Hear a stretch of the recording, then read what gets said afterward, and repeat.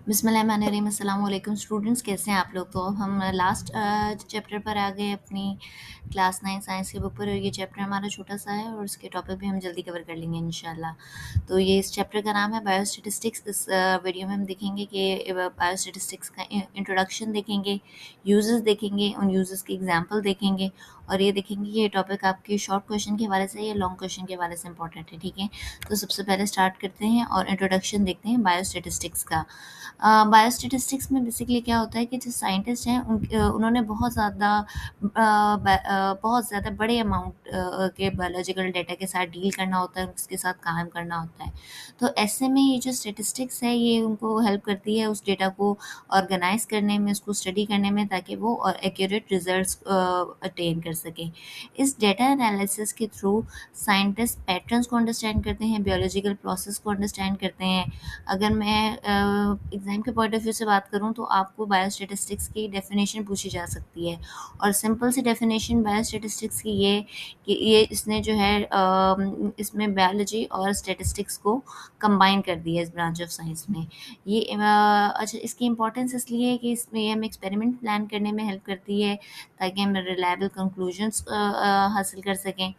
ये ज़्यादातर जो यूज़ होती है ये क्लिनिकल ट्रायल्स में यूज़ होती है और जो अब हम डिजीज़ और पब्लिक हेल्थ के बारे में स्टडीज़ होती हैं ना, उसके हवाले से ये काफ़ी इम्पोर्टेंट है। ठीक है, ये इसका इंट्रोडक्शन था। अब हम इसके देखते हैं कि किस तरीके से इसके यूजेस देखेंगे कि ये एक्सपेरिमेंट और एक्सपेरिमेंटिंग में किस तरह हेल्प करती है और बायोलॉजिकल डेटा को एनालाइज करने में किस तरह हेल्प करती है। ठीक है, ये जो भी हम डेटा वगैरह कलेक्ट करते हैं वो ये इंश्योर करती है कि वो डेटा रेलेवेंट हो, एक्यूरेट हो, रिसर्च क्वेश्चंस के आंसर्स को आंसर करने में हेल्प आउट करती है। क्लिनिकल ट्रायल्स के लिए हमारा सैंपल साइज़ क्या होना चाहिए उसको डिटरमाइन करने में हेल्प करती है। स्टैटिस्टिकल टेक्निक्स वगैरह जो हैं जैसे कि ये ग्राफ्स वगैरह आप देख रहे हैं, ये सारी टेक्निक्स हैं। आगे वाली वीडियो में हम इन टेक्निक्स को और ज़्यादा डिटेल में पढ़ेंगे। उसको यूटिलाइज़ करती है ताकि हम बायोलॉजिकल डेटा को एनालाइज़ कर सकें। ट्रेंड्स क्या हो रहे हैं, कोरिलेशन क्या हो रहा है, पैटर्न क्या चल रहा है, उसको आइडेंटिफाई करने में हेल्प करती है। और एनवायरमेंटल फैक्टर्स क्या इफ़ेक्ट कर रहे हैं ऑर्गेनिज्म के ऊपर, उसको स्टडी करने में हेल्प करती है। ठीक है, और अब अगर हम इंटरप्रेटिंग रिजल्ट्स के बारे में देखें या आउटकम्स किस तरह से प्रेडिक्ट करते हैं, उसको किस तरह हेल्प करती है कि एक दफ़ा हमने जो है ना डेटा को कलेक्ट कर लिया, उसको एनालाइज कर लिया, अब हमने जो रिजल्ट्स हैं उनको किस तरह से क्लियरली और एक्यूरेटली इंटरप्रेट करना है। रिसर्चर्स जो है वो रिसर्चर्स जो हैं वो क्या करते हैं कि वो ये इंटरप्रिटेशन को ऑर्गेनाइज करते हैं और फिर अपनी फाइंडिंग्स की सिग्निफिकेंस देखते हैं। इसको एग्जांपल से हम इस तरह देखेंगे कि हम जैसे एक सर्वे कंडक्ट करवाते हैं कि एक डिजीज़ की क्या प्रेवलेंस है, उसने किस तरीके से पब्लिक हेल्थ को अफेक्ट किया है और उसके बाद हमने क्या मेजर्स ले रहे हैं, सही। और फिर उसके नतीजे में हम एक प्रेडिक्टिव मॉडल क्रिएट करते हैं जो हमारे पास एक करंट डेटा है। इस मॉडल के थ्रू हम उस इन्फेक्शियस डिजीज़ किस तरह से वो पॉपुलेशन में फैल रही है उसको प्रेडिक्ट करते हैं और ये प्रेडिक्शन फिर आगे से गवर्नमेंट्स को और हेल्थ केयर ऑर्गेनाइजेशंस को हेल्प करती है कि उन्होंने वैक्सीनेशन कैंपेन किस तरह से प्लान आउट करनी है और हेल्थ केयर रिसोर्सेज किस तरह से मेजर करनी है। इसके अलावा ये क्वेश्चन ये आपका जो लास्ट वाला है पब्लिक हेल्थ वाला, ये इम्पॉर्टेंट है, आपका शॉर्ट या लॉन्ग क्वेश्चन में आ सकता है कि जिस तरह से कोविड-19 हुआ था, तो जो भी डेटा हमने कोविड-19 के हवाले से गैदर किया है, इकट्ठा किया है, ये फिर बाद में गवर्नमेंट ऑफिशियल्स को हेल्प करता है कि उन्होंने एक एविडेंस बेस्ड इंफॉर्मेशन कलेक्ट की है और फिर कोविड-19 के क्या इन्फेक्शन रेट्स थे और फिर हमने उसके सिलसिले में क्या वैक्सीनेशन कैंपेन प्लान आउट करनी है और क्या सेफ्टी मेजर्स लेने हैं। ठीक है, अब हम देखेंगे कि इसके क्या-क्या यूजेज़ हैं। एपिडेमियोलॉजी हम देखें, एपिडेमियोलॉजी क्या है? वो ये स्टडी है कि एक डिज़ीज़ जो है वो किस तरह स्प्रेड होता है और किस तरह से वो पॉपुलेशन को इफ़ेक्ट करता है। Scientist usually statistical methods use करते हैं इन्फेक्शन रेट को स्टडी करने के लिए, रिकवरी रेट्स को स्टडी करने के लिए और डिज़ीज़ कंट्रोल मेजर्स को स्टडी करने के लिए। कोविड-19 में हमने इन्फेक्शन ट्रेंड्स फाइंड किए थे वैक्सीन की डिफरेंट वैक्सीन से, अगर आपको याद हो, उनकी क्या इफ़ेक्टिवनेस थी, उसको हमने एवेलुएट किया था। और ये एनालिसिस फिर अगेन, जैसे कि मैंने पहले भी बात की थी, गवर्नमेंट और हेल्थ ऑर्गेनाइजेशंस को हेल्प आउट करती है ताकि वो बेहतर पब्लिक हेल्थ डिसीजन ले सकें।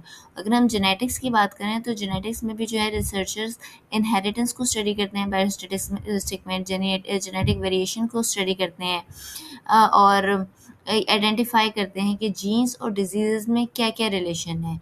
और ये जेनेटिक स्टडीज़ जो है ना, यूजुअली इससे हम एक कॉम्प्लेक्स जेनेटिक डेटा को एनालाइज करते हैं। रिसर्चर्स देखते हैं जेनेटिक मार्कर्स को आइडेंटिफाई करते हैं कि वो लिंक्स कि वो डिजीज़ के साथ किस तरह लिंक बना रहे हैं, जैसे कि डायबिटीज़ हो गया, कैंसर हो गया। इसमें आपकी जेनेटिक्स कहाँ तक और कितना रोल प्ले कर रही हैं। इसी तरीके से रिसर्चर्स जो है ना, फिर इस स्टडी को देखते हुए अपनी रिसर्च को इम्प्रूव करते हैं, अपनी डिजीज़ डायग्नोसिस को इम्प्रूव करते हैं, उसके प्रिवेंशन और ट्रीटमेंट को इम्प्रूव करते हैं। ठीक है? और अगर हम बात करें एग्रीकल्चर और क्लिनिकल ट्रायल्स की, तो एग्रीकल्चर में भी बायोस्टैटिस्टिक्स से हमारे साइंटिस्ट हेल्प करते हैं कि वो क्रॉप ग्रोथ को और उसके प्रोडक्शन को किस तरह से स्टडी करेंगे। जैसे कि रिसर्चर्स ने डेटा कलेक्ट किया है किसी भी फर्टिलाइज़र के बारे में, वाटर सप्लाई के बारे में, पेस्टिसाइड और डिजीज़ जो कि इफ़ेक्ट करें प्लांट्स के बारे में।